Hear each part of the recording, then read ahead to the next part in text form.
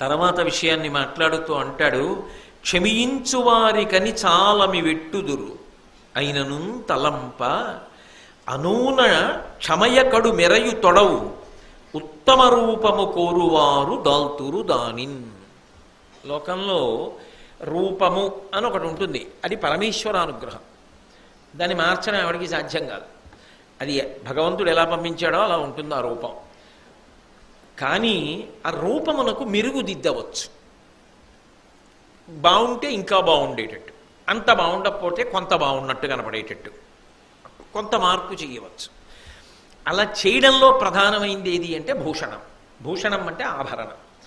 మంచి ఆభరణాలు పెట్టుకున్నారనుకోండి, ఆ ఆభరణాల కాంతి చేత ఏమో లేని అందం కొంత వచ్చి బాగున్నారనిపించుకుంటారేమో. దాన్ని అంత పెద్ద పరిశీలనం కాదు. అసలు విషయం దేని గురించి పరిశీలనం అంటే, ఈ ఆభరణములను మార్చి మార్చి పెట్టుకుంటారు. ఎన్ని ఆభరణాలు ఉంటాయి అంటే లోకంలో ఏం చెప్పగలం?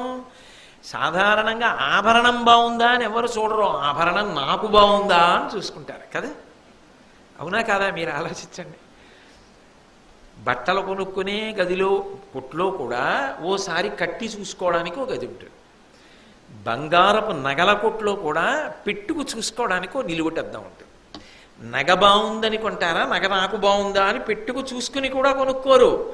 పెట్టుకు చూసుకుని ఒకసారి ఇలా చూపించి బాగుందా నాకు, మీరేమీ చెప్పరు ఎప్పుడును అని ఆ పక్క వాళ్ళు ఎవరో చూసి మీకు బాగుందమ్మా, చాలా బాగుంది, లక్ష్మీదేవిలో ఉన్నారు అంటే కొనుక్కుంటారు. అప్పుడు మాట సాయం దొరుకుతుంది. నగ బాగుండడం కాదు, నగ తనకి బాగుండాలి అంటే తన అందాన్ని ఇనువడింపజేయాలి కదా. బట్ట బాగుండడం కాదు, బట్ట తన సౌందర్యాన్ని ఇనువడింపజేయాలి. లోకంలో ఎప్పుడైనా సరే గొప్పగా అందాన్ని చేయగలిగినటువంటి గొప్ప ఆభరణం ఏదో తెలుసా? ఓర్పు, క్షమ. ఓర్పుని మించిన ఆభరణము లోకమునందు ఇంకొకటి లేదు. అంత గొప్ప ఆభరణం అయితే అది వద్దని ఎవరంటారు? ఇది ఎవరు పెట్టుకున్నా చాలా బాగుంటారండి అన్నారు అనుకోండి, ఇది ఈశ్వరదత్తం. ఎవరు పెట్టుకున్నా బాగుంటుందంటే అందరూ పెట్టుకోవాలనుకుంటారా? కానీ ఈ ఆభరణానికి ఒక విచిత్రమైనటువంటి విశేషం ఉంది. ఏమిటది అంటే, కొంతమంది దృష్టిలో ఆ ఆభరణం ఉన్నవాళ్ళు చేతకానివాళ్ళు, ఓర్పు పట్టినవాడు చేతకానివాడు. కొంతమందికి ఒక ఆయన చాలా ఓర్పుగా ఉన్నాడు అనుకోండి, ఓర్పు గొప్పది అని ఓర్పు పట్టాడు. ఇంకొక ఆయన అంటాడు ఆయన చేతకానివాడండి, అందుకని ఆయన ఏమీ చేయలేడు ప్రతీకారం, అందుకని అలా ఊరుకున్నాడు. ఆయన ఏం ప్రతీకారం చేయడం చేతకానివాడు కాడు, ఆయన గొప్పతనం ఆయన ఓర్పులో ఉంది. అది గమనించలేకపోవడం నీ చిన్నతనం అంతే, అంతేకాని అది ఆయన తక్కువతనం కాదు. నువ్వు రెచ్చగొట్టినా ఆయన రెచ్చగొట్టబడడం, ఆయన అలాగే ఉంటాడంతే ధీమంతుడై. కారణం ఆయన ఓర్పు అటువంటిది, ఆయన సహనం అటువంటిది. అది కనబడని ఆభరణం. మనిషికి గొప్ప ఆభరణం ఏది? ఆ సహనమే. అసలు ఆ మాట చెప్పడంలో విదురుడి చమత్కారం చూడండి, అసలు ఎంత గొప్పగా చెప్పాడు. క్షమించు వారికని చాలమి వెట్టుదురు. అటువంటి ఓర్పు ఉన్న వాళ్ళని చూసి చేతకాని వాళ్ళు అంటూ ఉంటారు. అయినను తలంప, బాగా ఆలోచిస్తే, అనూన క్షమయ కడు మెరయు తొడవు ఉత్తమ రూపము కోరువారు దాల్తురు దానిన్. అసలు ఆ ఓర్పు అనేటటువంటిది ఉందే, అది అద్భుతమైనటువంటి ఆభరణం. దాన్ని ఎవరు ధరిస్తారు? అంత గొప్ప ఆభరణం పెట్టుకోవాలంటే అందరూ పెట్టుకోగలరా? 50 లక్షలండి వజ్రాలతో చేసిన వడ్డాణం అంటే అందరూ పెట్టుకుంటారా? 50 లక్షలు ఉండద్దు పెట్టుకోవడానికి. అలాగే కొంతమంది దాన్ని చేతకానితనమన్నా ఆ ఉత్తమమైన ఆభరణాన్ని ఎవరు పెట్టుకోగలరు అంటే, ఉత్తమ రూపము కోరువారు దాల్తురు దానిన్. ఉత్తమ రూపం కావాలి, ఉత్తముడుగా నిలబడాలనుకున్నవాడు అది పెట్టుకుంటాడు, వాడు ఉత్తముడు లోకంలో. ఎంత గొప్ప మాటలండి అవి. విదురుడు ఒక్కసారి కనపడితే ఆయన కాళ్ళ మీద పడిపోయి ఆయన పాదములకు ఉన్న ధూళి తల మీద వేసుకోవాలనిపిస్తుంది. మహానుభావుడు ఎంత గొప్ప మాటలు చెప్పాడు. అసలు నిజంగా చెప్పాలి అంటే ఈ ఓర్పు ఎందే లోకమంతా ఉంది. ఎవరో తెలిసి తెలియని వాడు ఓర్పు తప్పి ఇష్టం వచ్చినట్టు ప్రవర్తించవచ్చు, దానివల్ల వాడు నాశనం అవుతాడంతే. కానీ గొప్ప శక్తివంతుడు, ధర్మాత్ముడు, తపశ్శక్తి కలిగిన వాడు ఓర్పుని కోల్పోయాడు అనుకోండి, లోకములే దెబ్బతింటాయి ఆయన ఓర్పు పోతే. అందుకే ఆ ఓర్పు పోకూడదు, ఓర్పుని నిలబెట్టుకోవాలి. శ్రీరామాయణంలో ఒక అద్భుతమైనటువంటి గాథ. బాలకాండలో కుశనాభుడు అనబడేటటువంటి మహారాజు గారికి ఘృతాచి ఎందు 100 కన్యలు పుట్టారు. వాళ్ళు 100 మెరుపు తీగలలా అందగత్తెలు. వాళ్ళు ఒకరోజు సాయంకాలం ఉద్యానవనంలో తిరుగుతూ ఏదో వీణలు మీటుతూ పాటలు పాడుకుంటూ నృత్యాలు చేస్తూ సంతోషంగా గడుపుతున్నారు. వాయుదేవుడు చూశాడు వాళ్ళని. చూసి అన్నాడు, మీరు మానవకాంతలు కాబట్టి కాలమునందు మీ యొక్క అందము శిథిలమైపోతుంది, వృద్ధాప్యం వచ్చేస్తుంది, సంధిబంధములు సడలిపోతాయి. మేము దేవతలం, మీరందరూ నాకు భార్యలు అయిపోతే మీ అందరికీ కూడా యవ్వనము శాశ్వతముగా ఉండేటట్టు నేను చేస్తాను. దేవతలు కూడా ఒక్కొక్కసారి మాటపడి కూడా అవతల వాళ్ళకి కీర్తి తెస్తారు గుణము యొక్క గొప్పతనాన్ని చెప్పడానికి. అప్పుడు వాళ్ళు అన్నారు, అసలు నువ్వు మమ్మల్ని ఇలా అడగచ్చా? ఒకవేళ నిజంగా మా 100 మందిని నువ్వు భార్యల్ని చేసుకుందాం అనుకున్నావు అనుకో, నువ్వు చాలా గొప్పవాడివి, నమస్తే వాయు త్వమేవ ప్రత్యక్షం బ్రహ్మాసి, చాలా గొప్పవాడివి. కానీ మమ్మల్ని అడగకూడదు. ఎవరిని అడగాలి? ఒక పిల్లని పెళ్లి చేసుకోవాలంటే పిల్లని కాదు అడగవలసింది, పిల్ల తండ్రిని అడగాలి. పితాహి ప్రభురస్మాకం దైవతం పరమం హి సహ యస్యనో దాస్యతి పితా సనో భర్త భవిష్యతి అన్నారు. తండ్రి మాత్రమే అంగీకరించి పిల్లని ఒకడికి భార్యగా ఇవ్వాలి తప్ప పిల్ల తనంత తానుగా తన భర్తని వెతుక్కుని ఇతన్ని నేను పెళ్లి చేసుకుంటాను, మీ మాట నేను వినను, ఇది నా వ్యక్తిగత విషయం అనేటటువంటి మాట ఈ దేశమునందు ఎప్పుడూ ఏ ఆడపిల్ల పలికే రోజు రాకుండుగాక అని వాళ్ళన్నారు. పితాహి ప్రభురస్మాకం దైవతం పరమం హి సహ యస్యనో దాస్యతి పితా సనో భర్త భవిష్యతి. భవిష్యత్తునందు కూడా ఏ ఆడపిల్ల తన పెళ్లిని తాను నిర్ణయించుకోవడంలో స్వేచ్ఛని తీసుకొనకుండుగాక అన్నారు. ఆయన కోపం వచ్చింది, మీ అందరి శరీరములు గూనివైపోవుగాక అని లోపల వంకర టింకరగా తిరిగాడు. ఎందుకంటే అశరీర శరీరేషు వాయు చరతిపాలయన్ అంటారు ఉత్తరాఖండలో వాల్మీకి మహర్షి. వాయువుకి శరీరం ఉండదు. వాయువుకి శరీరం ఏంటండి? గాలికి శరీరం ఏమిటి? గాలికి శరీరం ఉండదు. అసలు భగవంతుడు అన్న మాట నిరూపణానికి వాయువే. భగవంతుడు ఉన్నాడా అండి చూపించండి అంటే గాలి ఉంది, తెలుస్తోందా లేదా? చూపించగలవా? వాయువు ఎలా అనుభవంలోకి వచ్చి చూపించడానికి కుదరదో భగవంతుడు కూడా అంతే, గాలి లాంటి వాడు. వాయువుకి శరీరం ఉండదు, కానీ అన్ని శరీరములను ఆయనే పరిపాలిస్తాడు. లోపలికి వెళ్ళి బయటికి వచ్చినంతే సేపే కదండి శరీరం నిలబడుతుంది.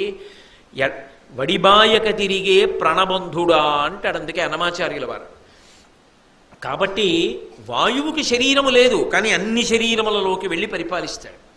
అటువంటి వాయువు నాన్నగారు మా లోపల వంకర టింకరగా తిరిగాడు, దానితో గూని ఏర్పడింది, మేము నడవలేక నేలపడిపోయామన్నారు ఆ పిల్లలు. ఆయన అన్నాడు, తండ్రి ఏమమ్మా మీ అందరికీ గొప్ప తపశ్శక్తి ఉంది కదా, మీరు నాకు ఘృతాచికి కలిగిన సంతానం కదా, మీరు వాయుదేవుణ్ణి ఎందుకు శపించలేదు అని అడిగాడు. వాళ్ళన్నారు, నాన్నగారు ఒకడు తప్పు చేశాడు, తెలివి లేక ఓర్పు లేక. ఓర్పు పట్టవలసిన వాడు కూడా ఓర్పు పట్టకుండా వాడు ఎలా తెగబడ్డాడో అలా తెగబడితే లోకం ఎలా నిలబడుతుంది? అవ్యవస్థ ఏర్పడదు. అందుకని ఆయన ధర్మం అన్న గీత దాటాడు, మేము మాత్రం ఆయన్ని శపించలేదు, ఓర్పు పట్టాను నాన్నగారు అన్నాడు. వెంటనే తండ్రి అన్నాడు, అదే మాట విదురుడు వాడుతున్నాడు పద్యంలో. రామాయణంలో ఆ కుశనాభుడు పిల్లలతో మాట్లాడుతూ అన్నాడు, అలంకారోహి నారీణాం క్షమాతు పురుషస్యవా అన్నాడు. అమ్మా అలంకారోహి నారీణాం, సాధారణంగా స్త్రీలు కదా అలంకారం చేసుకుంటారంటే పురుషులు చేసుకోరని మీరు అనుకోకండి, పురుషులకు కూడా అలంకారం ఉంది. కాబట్టి అలంకారోహి నారీణాం, స్త్రీలకి గొప్ప అలంకారం ఏమిటో తెలుసా? కేవలముగా క్షమ, ఓర్పుయే. స్త్రీలకే కాదమ్మా, అలంకారోహి నారీణాం క్షమాతు పురుషస్యవా, పురుషుడికి కూడా ఓర్పు పట్టడమే గొప్ప అలంకారము. ఆ ఓర్పు పట్టలేకపోతే అసలు ఈ లోకము లేదు. మీరు చూడండి, అసలు నిజంగా ఇది ఎక్కడ చెప్తారో తెలుసా? పురుషుడి యొక్క శాంతి, పురుషుడి యొక్క జీవితం, కుటుంబాల యొక్క అనుబంధం, ఇవన్నీ ఎక్కడ ఉంటాయి అంటే ప్రధానంగా స్త్రీ వైపు నుంచి ఉంటాయి. అందుకే అలంకారోహి నారీణాం అని అట్నుంచి మొదలెట్టాడు కుశనాభుడు. సన్నికల్లు తొక్కించారంటారు పెళ్లిలో. పొత్రం తీసుకొచ్చి అక్కడ పెట్టి దాన్ని కాలుతో తొక్కిస్తారు. ఎందుకు తొక్కిస్తారు అంటే ఈ పొత్రం ఎలా భరించిందో తొక్కినా అమ్మా నువ్వు కొంత ఓర్పు అలవాటు చేసుకో. కొత్త ఇంటికి కదా వెళ్ళింది, మాట తీరు వేరుగా ఉంటుంది. ఇంతకుముందు ఆ అమ్మాయి పుట్టిన ఇంట్లో చాలా గౌరవం, చక్కగా మాట్లాడుకోవడం, ఎంతో శాస్త్రీయమైనటువంటి పద్ధతి, పెద్ద మనిషి తరహా అన్ని అలవాటు. కానీ అవతల ఇంటిని మెట్టింది. మరిది కొంచెం చిన్నతనం, ఏవో తెలిసి తెలియని మాటలన్నీ మాట్లాడుతుంటాడు. బావగారు హాస్యప్రియత్వం ఉన్నవాడు, ఏవో హాస్యాలు ఆడుతుంటాడు. మామగారు ఉదాసీనుడు, ఎక్కువ జపం చేసుకుంటూ ఉంటాడు. అత్తగారు నైవేద్యానికి ప్రాధాన్యం, మహానైవేద్యం ఎక్కువ వండుకుంటూ ఉంటుంది. నీ మనసు నొచ్చుకుని ఎవరికి చెప్పుకోవాలి అని ఒక్కతెవే ఏకాంతమునందు భర్తతో నేరాలు చెప్పకు సుమా, సంసారము భిన్నమైపోతుంది. నామరిది అన్న భావనతో క్షమించు, ఓర్పు పట్టు. నా బావగారు అది ఓర్పు పట్టు. అమ్మా నీ ఓర్పు మీద కుటుంబాలు నిలబడ్డాయి. తక్కువ చేసి మాట్లాడడం కాదు, వాళ్ళ ఎంత ప్రధాన స్థానంలో ఉన్నారో నిరూపణం చేస్తున్నారు. కాబట్టి అలా లేరనుకోండి, నిజంగా చెప్తున్నానండి, పురుషుడు అనుకుంటారు కానీ పురుషుడి కన్నా గొప్పతనం స్త్రీ అందుకే ఉంటుంది. ఆమె నడవడి చేత శాసిస్తుంది. అందుకే సన్నికళ్ళు తొక్కిస్తారు పెళ్లిలో. అమ్మా ఎంత గొప్ప మాట చెప్పారమ్మా, అలంకారోహినారీనాం, ఎంత గొప్ప ఓర్పమ్మా. ఇది స్త్రీలకే కాదమ్మా, పురుషులకి కూడా కావాలి ఈ ఓర్పు అన్నది అని ఆయన ఒక మాట అన్నాడు కుశనాభుడు. క్షమాదానం, క్షమా యజ్ఞ, క్షమా సత్యం హి పుత్రికా, క్షమా యశ, క్షమా ధర్మ, క్షమయావిష్టితం జగత్ అన్నాడు. అమ్మా నిజానికి ఓర్పే యజ్ఞము, ఓర్పే ధర్మము, ఓర్పే సత్యము. ఆ ఓర్పు ఎందే లోకములన్నీ నిలబడ్డాయి. ఆ ఓర్పు లేకపోతే అసలు ఎవ్వరూ ఎక్కడా నిలబడలేరు. అందున ఎంత ప్రధాన స్థానమునందున్నాడో అంత ఓర్పు అవసరం. ఎందుకనంటే తప్పులు చేసేవాళ్ళే ఎక్కువ ఉంటారు. ఎప్పుడు వాళ్ళని భరించుకుంటూ రావాలంటే ఎంత ఓర్పు ఉండాలండి, చాలా ఓర్పు ఉండాలి. ఆ సహనం అనేటటువంటిది అంత అవసరము సుమా. ఆ ఎవరు భరించవలసి ఉంటాడో వాడు కట్టు తప్పాడు అనుకోండి, ఇంకేం నిలబడతారు, వ్యవస్థ నిలబడదు. అందుకని ఓర్పు అన్నది అంత ప్రధానం. పాండవులు విరాట పర్వంలో 5గురు కూడా అజ్ఞాతవాసానికి ఎడుతున్నారు. వాళ్ళ కర్మ. ధర్మరాజు గారేమో కంకుభట్టు కింద మారాడా, భీముడంతటి వాడు వంటలు చేసే బలలుడిగా మారాడా, అర్జునుడు మరీ అన్యాయం సైరంధ్రిగా మారాడా, నకులుడు సహదేవుడు పశుపాలన చేసేవాళ్ళగా మారారా. 5గురు వెళ్ళారా, మరీ అన్యాయం ద్రౌపదీదేవి సైరంధ్రిగా మారిందా. మారి వీళ్ళు వెడుతుంటే ధౌమ్యుడు వీళ్లతో ఒక మాట చెప్తాడు. నిషదాద్రియంద నిమిషపతి ప్రచ్ఛన్న సంచరణమున వర్తించుటయును, అదితి గర్భంబున అవతారమై హరి వామనాకారమున అడగుటయును, జనని ఊరు ప్రదేశంబున అతి నిగూఢంబుగా ఔర్వుండు దాగియుండుటయును, ధేను శరీర విలీలుడై అజ్ఞాతచర్య మార్తాండు సల్పుటయును. వినమి ఇట్లు వీరలు పదపడి తమకు అగ్గమైన తరినెట్లు జయింతురట్లు నీవును ఓర్చుకొనుచు రిపుల జయించము ఆర్తి పొందకుండు అంటాడు ధౌమ్యుడు. ఎప్పుడైనా సరే ఒక కష్టం వచ్చిందనుకోండి, శత్రువుని జయించాలి అంటే ఓర్పు అవసరం. ధనస్సు కూడా అవతలవాణ్ణి కొట్టే ముందు వంగుతుంది. వంగింది చేత కాలేదనుకుంటే తర్వాత బాణం వస్తుంది. ధనస్సు వంగనందనుకోండి అసలు బాణం వినిర్ముక్తం కాదు. ఇంద్రుడంతటి వాడు, మీరు ఇంతకుముందు వృత్రాసుర ఘట్టం సరే విన్నారు కదా, ఇంద్రుడంతటి వాడు ఒకసారి నిషధ పర్వతం మీద అజ్ఞాతవాసం చేశాడు. నిషదాద్రియంద నిమిషపతి ప్రచ్ఛన్న సంచరణమున వర్తించుటయును, ఆఖరికి హరి వామనాకారమున అడగుటయును, అతిథి గర్భంబున హరి వామనాకారమున అడగుటయును అవతారమై. ఎవరు సాక్షాత్ శ్రీమన్నారాయణుడు సమస్త ప్రపంచమునంతటా కూడా వ్యాపించి ఉండేటటువంటి వాడు. చంపి సాధించడం కుదరదు బలిచక్రవర్తి దగ్గర, చేయి చాపాలి. అందుకని లోకములన్నీ నిండిపోయినటువంటి వాడు ఒకానొకప్పుడు అదితి గర్భంలో పుట్టడానికి తాను అదితిని ప్రార్థించాడు. అమ్మా ఏదో నీ కోడండ్రును నీ కుమారవరులు నీనాథుడు నీవున్ సంశ్లోకింపన్ సతులుం పతుల్ సమ్మోదింప రాత్రించరుల్ శోకింపన్ భవదీయ గర్భమున తేజోమూర్తి జన్మించదన్ నాకున్ వేడుక పుట్టు నీ సుతుడనై నర్తించి వర్తింపగాన్. అమ్మ నీ కొడుకునై పుడతాను అనుగ్రహించమ్మా అని అదితిని ప్రార్థించాడు విష్ణువు. అలాగనయ్యా పుట్టమంది. శ్రావణ ద్వాదశి నాడు పుట్టాడు. పుట్టినవాడి కర్మ సమస్త లోకములకు అన్నీ ఇవ్వగలిగిన వాడు మాటిచ్చినందుకు ఇంద్రుడికి రాజ్యం ఇవ్వడానికి చేయి చాపవలసిన అవసరం లేనివాడు ఆదిన్ శ్రీసతి కొప్పుపై తనుపుపై అంశోత్తరీయంబుపై పాదబ్జంబులపై కపోలతటిపై పాలిండ్లపై నూత్న మర్యాదంచెందుకరంబు క్రిందకుట ఆపైనాకరంబుంటమేల్ కాదే రాజ్యము గిజ్యమున్ సతతమే కాయంబు నాపాయమే అంటాడు బలిచక్రవర్తి. లక్ష్మీదేవి యొక్క బుగ్గల పుడక కలిగిన చెయ్యి, ఆమె భుజముల మీద పడగలిగిన చెయ్యి బలిచక్రవర్తి దగ్గరికి వెళ్ళి ఇలా చాపి ఒక్క 3 అడుగులు దానం ఇవ్వయా అని అడిగాడు. అంటే ఇంత గొప్ప శ్రీహరి వామనమూర్తి పొట్టివాడై కార్యాన్ని సాధించడం కోసం అదితి గర్భంలో ఇమిడాడా లేదా? పుట్టుకలేనివాడు అతిథి గర్భంలో పడుకుని కొడుకుగా వచ్చాడా లేదా? అంటే ఓర్పు పట్టాడా లేదా? ఓర్పు పట్టకుండా ఎలా సాధించాడు? బలిచక్రవర్తి ఇచ్చానన్న తర్వాత ఇంతంతైవటుడింతై మరుయుతానింతయ్య భో వీధిపై అంతై తోయిద మండలగ్రమణ కల్లంతై ప్రభారాశిపై అంతై చంద్రునకంతయై ధ్రువునిపై అంతై మహర్వాటిపై అంతై సత్యపథోన్నతుండకుచు బ్రహ్మాండంత సంవర్ధి పెరిగిపోయి కదా అప్పుడు 3 లోకములను ఆక్రమించి ఇంద్రుడికి ధారపోశాడు స్వర్గలోకాన్ని అంతటినీ కూడా. ఆ ఓర్పు పట్టకపోతే, భిక్ష అడగకపోతే, దానం పుచ్చుకుంటానని చెయ్యి చాపకపోతే మాట ఎలా నిలబెట్టుకుంటాడు? ఓర్పు పట్టి కాదు సాధించాడు. ఓర్పు పట్టి నిషధ పర్వతంలో అజ్ఞాతంగా ఉండి కదు సాధించాడు ఇంద్రుడు. ఔర్వుడు అనేటటువంటి మహర్షి ఒకానొకప్పుడు తల్లి గర్భంలో ఉండడం మానేసి 100 సంవత్సరములు తొడలో ఉండిపోయాడు పుట్టకుండా. శత్రువులు చంపేస్తున్నారు పుట్టిన పిల్లలని. 100 సంవత్సరములు తొడలో ఉండి పుట్టాడు. ఊరు ప్రదేశమునందు ఉండి పుట్టాడు కాబట్టి ఔర్వుడు అని పేరు వచ్చింది. భృగువంశ సంజాతుడు. ఔరువుడు పుట్టలా? ఒకప్పుడు ధేను శరీర విలీనుడై మార్తాండు రహస్య చర్య సెల్పి ఆయన ఓర్పు బట్టి ఆయన కార్యాన్ని ఆయన సాధించాడు.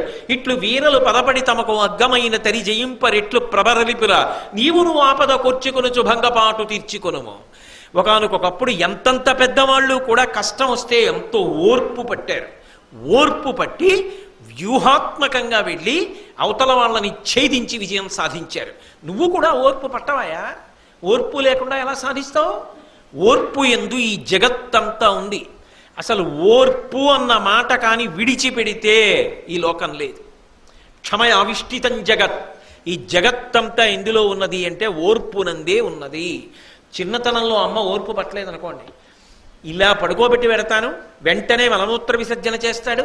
మలమూత్రంబులతో మహాభయముతో మాతృస్తనాపేక్షతో చలమూర్ఖత్వముతో సదాభ్రమతతో చాంచల్య చిత్తంబుతో బరువైనట్టి కపజ్వరగ్రహ మహాబాల్యామయ శ్రేణితో కలనైనంతవ చింతలేక చడితిన్ కామ్యార్థినై శంకర. శంకర శతకంలో చెప్పినట్లు ఎప్పుడు మలం విసర్జిస్తూ మూత్రం విసర్జిస్తూ రోగాలతో చెవిలోకి పాలిడిపోతే అందులోంచి చీమిడిపోతే ఏడుస్తూ రోగాలతో రుష్టుతో ఉండేటటువంటి పిల్లల్ని తల్లిదండ్రులు ఎంత ఓర్పుతో సాకి పెంచి పెద్ద చెయ్యకపోతే ఎలా వృద్ధిలోకి వచ్చారు? కాబట్టి నా సుప్రతికరం తత్తు మాత్రా పిత్రాచ యత్కృతం అంటాడు రాముడు అయోధ్యకాండలో. అమ్మా నాన్న చేసిన దానికి తిరిగి ప్రత్యుపకారము చెయ్యగలిగిన వాడు ఈ లోకమునందు లేదు. ఏం ఉపకారం చేస్తావు వాళ్ళకి? నువ్వు చెయ్యలేవు. కాబట్టి క్షమ, ఆ ఓర్పు లేకపోతే అసలు ఈ లోకం ఎక్కడుంది? క్షమయావిష్టితం జగత్. అసలు క్షమ అనేటప్పటికీ మనందరికీ గుర్తొచ్చేది ఎవరు?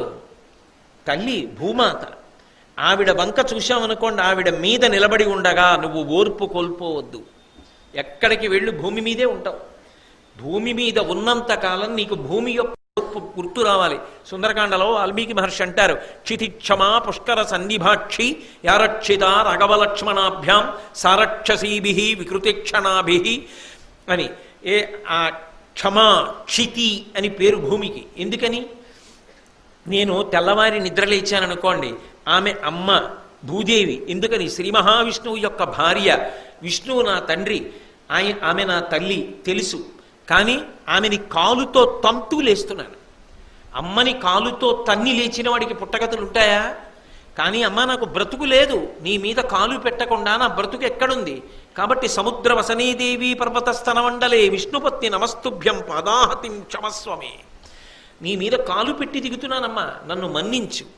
చిన్నతనంలో అమ్మ పాలిస్తుంటే ఆడుకుంటూ ఆడుకుంటూ అమ్మకి ప్రాణాల కన్నా మిన్నయైన మంగళసూత్రాన్ని పట్టుకులాగినటువంటి బుడ్డి బుడ్డి చేతుల్ని అమ్మ పూలపట్లం విప్పినట్టు విప్పి ముద్దు పెట్టుకుని క్షమించి మంగళసూత్రాన్ని రవికలో వేసుకున్నట్టు, పాలు తాగుతూ కాలెత్తి అమ్మ గుండెల మీద తంతున్నా సరే ఆ కాలు అమ్మ ముద్దు పెట్టుకుని విడిచిపెట్టినట్టు, అమ్మ పెద్దవాడనైనా తప్పక నేను నీ మీద కాలు పెట్టి తిరుగుతున్నా. చిన్నతనంలో అమ్మ గుండెల మీద నేను అమ్మ మంగళసూత్రం పట్టుకున్నాను. పెద్దవాడనైన తర్వాత జగజ్జనడివైన నిన్ను పాదంతో తంతున్నాను. నాకు బ్రతుకు లేదు ఇంతకన్నా, కాబట్టి నన్ను మన్నించు అని కాలు పెట్టి తంతున్నావా? ఆవిడ్ని అలా కాలు పెట్టి తన్నినా ఆవిడ ఊరుకుంటోందా?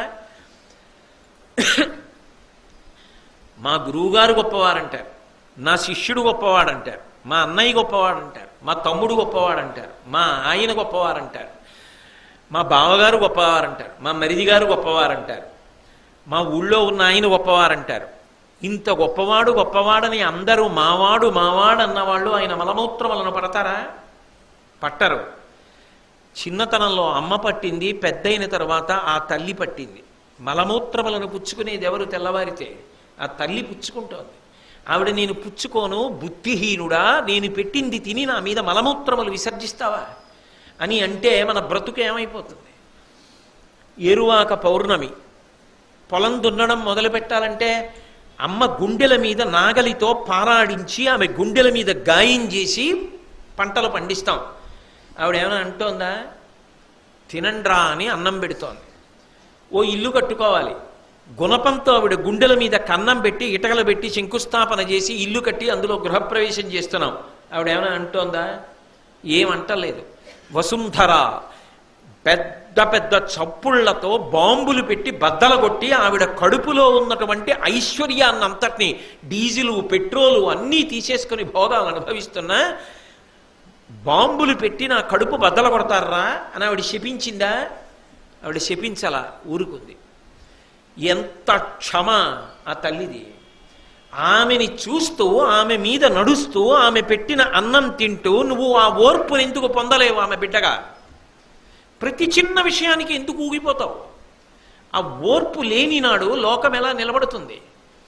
అందుకే ధౌమ్యుడంతటి వాడు ఏం చెప్పాడంటే, ఓర్పు చాలా ప్రధానం సుమా, బాగా ఓర్పు పట్టు.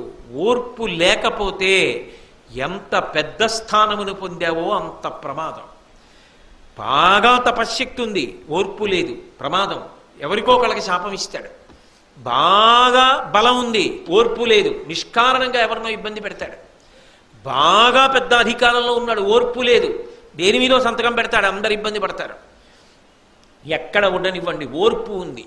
ఆ ఓర్పు ఉన్నవాడు ఎక్కడ ఉండనివ్వండి, లోకానికంతటికీ కూడా మణిపూస. అందుకే ఓర్పు చాలా అవసరము సుమా. ఆ ఓర్పు కొంతమంది దృష్టిలో చేతకానితనం, కానీ ఉత్తముడైన వాడు తన రూపాన్ని చాలా అందంగా కనపడడానికి ధరించేటటువంటి అపురూపమైన ఆభరణం.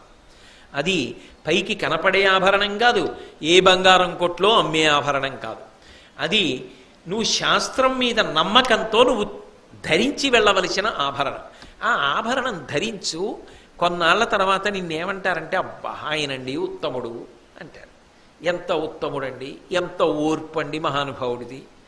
అది ఆ ఓర్పు పట్టినవాడెవడున్నాడో వాడు ఉత్తముడై ఉంటాడు. సాధారణంగా ఐశ్వర్యవంతులు పెద్ద పెద్ద ఆభరణాలు పెట్టుకుంటారు, ఉత్తములు మాత్రమే ఈ ఆభరణం పెట్టుకుంటారు. పెట్టుకున్నవాడికి చోరభయం ఉంటుంది.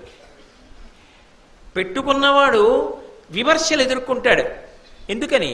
ఒకడు పెద్ద నగ పెట్టుకుని వెడుతున్నాడు అనుకోండి, పెద్ద దిగేసుకెడుతున్నాడు, అది ఎక్కడి నుంచి వచ్చిందో మాకు తెలియదు ఏమిటి అంటాడు. ఆఖరికి పోని ధార్మికంగా సంపాదించింది అయినా వీడు సంపాదించాడా, వాళ్ళ నాన్నగారు సంపాదించారు, వీడి జన్మ సరిపోదు సంపాదించడానికి, వాడికి ఎందుకు? ఏదో ఒకటి అనాలి. ఐశ్వర్యం ఎక్కడున్నదో అక్కడ కువిమర్శ ఉంటుంది, ఓర్చలేనితనం ఉంటుంది. నీ దగ్గర ఓర్పు అన్న ఆభరణం ఉన్నప్పుడు కూడా అది చేతకానితనం అనుకునేవాళ్ళు పక్కన ఉంటారు. దానికి నువ్వు పెద్ద బెంగ పెట్టుకుంటే ఎలా? అది సహజ గుణం, దీనికి అది సహజం ఉంటుంది అని నువ్వు మాత్రం ఆ ఆభరణాన్ని పెట్టుకొని ఉత్తముడుగానే తిరగాలి. ఇది పెట్టుకోవడం వల్లే ఈ గొడవంతా వచ్చిందని తీసి అవతల పారేస్తావా? నగలు విసిరేస్తావా? విసరవుగా. ఇది విసరకు, ఇది అలాగే జాగ్రత్తగా అట్టి పెట్టుకో, దాన్ని జార్చుకోకు. ఎంత గొప్పగా మాట్లాడతాడండి అసలు. ఇది నిజంగా ఇవన్నీ ఎవరికి చాలా ప్రధానం? యువతకి చాలా ప్రధానం. ఎందుకంటే జీవితాన్ని ఎదుర్కోవలసిన వాళ్ళు జీవితంలో సంక్లిష్ట స్థితిని ఎదుర్కొని నిలబడి రాణించవలసిన వాళ్ళు నేర్చుకోవలసిన గుణాలు. కాకపోతే వయసుతో సంబంధం లేదు, ఎప్పటికైనా అవసరమే నిసుమండి. కాబట్టి అందరూ వినవలసిందే. కానీ ప్రధానంగా నా ఆర్తి ఏమిటంటే, ఇవి పిల్లలకి అందితే దేశ సౌభాగ్యం ఎంత గొప్పగా ఉంటుందో, ఎంత ఉత్తమ పౌరులు తయారవుతారు అని నా ఆశ, నా ఆర్తి, అంతే. అంతేగాని ఎవరిని తక్కువ చేయడం నా ఉద్దేశ్యం కాదు. ఎందుచేత అంటే మీరు చూడండి, జామపండు కావాలి అంటే జామపండు వస్తుందా? నువ్వు జామపండు కోసం ప్రయత్నం చెయ్యాలి, జామ విత్తనం వెయ్యాలి, జామ మొక్క పెంచాలి, జామ చెట్టు అవ్వాలి, ఓర్పుతో ఎదురు చూడాలి, జామకాయ వస్తుంది, పండాలి, అప్పుడు తినాలి. ఉత్తమ పౌరులు కావాలి అంటే ఉత్తమ పౌరులని ఏర్పడతారా? ఉత్తమ పౌరులు కావడానికి కావలసిన సంభారమును నువ్వు అందించాలి. మంచి బలవంతులు కావాలి, బలవంతుడవడానికి కావలసిన వ్యాయామం చేయాలి, ఆహారం తినాలి, అప్పుడు బలవంతుడు అవుతావు. నేను బలవంతుడిని కావాలని ఉపవాసం చేస్తూ కూర్చుంటే బలవంతుడు అవుతావా? నీరసపడతావు. ఉత్తమ పౌరులు కావాలంటే విదుర నీతి అందాలి కదా, దాని వలన దేశ సౌభాగ్యం ఉంటుంది కదా. కాబట్టి ఈ విషయాన్ని బాగా గమనించు ధృతరాష్ట్ర మహారాజా అని చెప్పి